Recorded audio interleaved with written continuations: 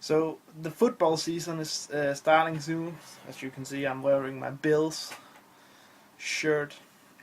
So I decided to watch a football-orientated movie. So the choice was The Blind Side.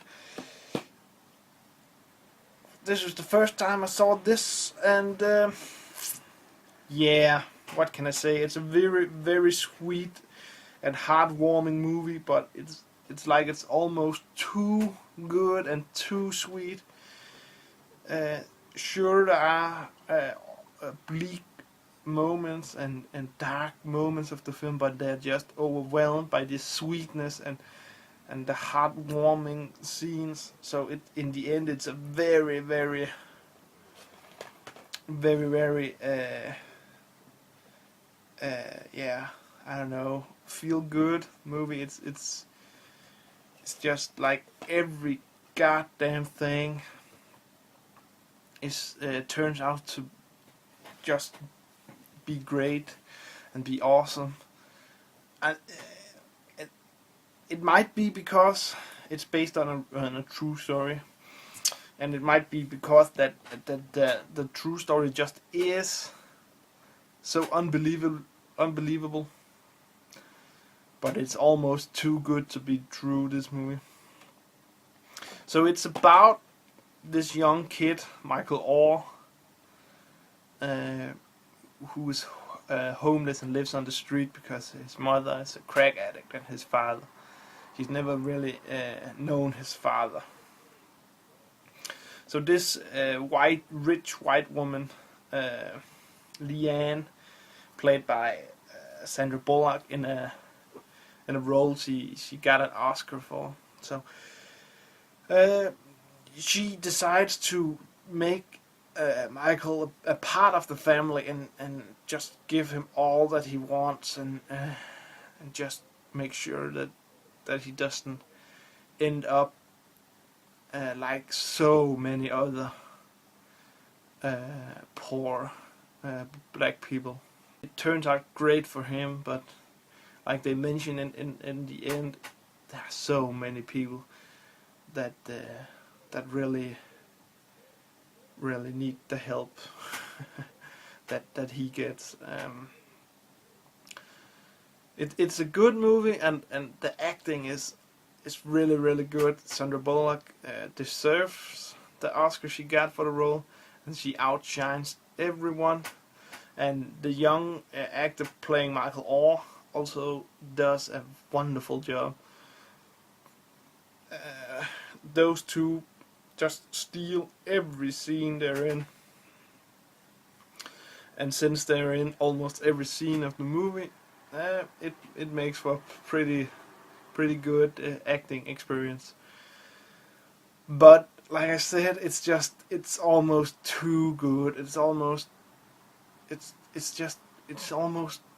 so feel good. It's unbelievable, and that's really a big problem with me, because it's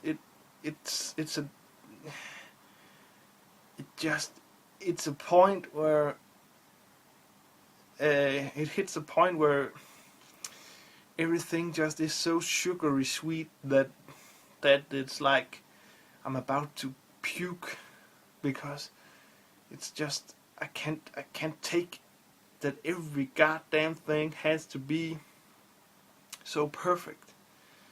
So yeah, it's hard. I don't know if I could recommend it. It's a good acted movie, but the script and just the feel of it's just too much. So in a rating from 1 to 5 stars, it has to get just 2.5, because it's just too much. In the end, you're just sitting there and you're just overwhelmed with too much feel good. If too many feel good moments, it's just you get sick of it. It looks really good, and it sounds really really good. It's a new, or rather new movie, and therefore it's a pretty new release, and it sounds and looks like you would ask for in a release from 2010. Nothing more, nothing less. It's just a very solid release, and the extras, almost all the extras are extended and deleted scenes. I guess it's okay. I saw a couple of them, and oddly enough, it's the darker scenes that are cut out. It's the scenes that sets up the paradox that he goes from this very very poor family to this rich. So I find it really odd that they left those out of the movie. Other than that, there are a few good actors, but overall they're not so good again. So good.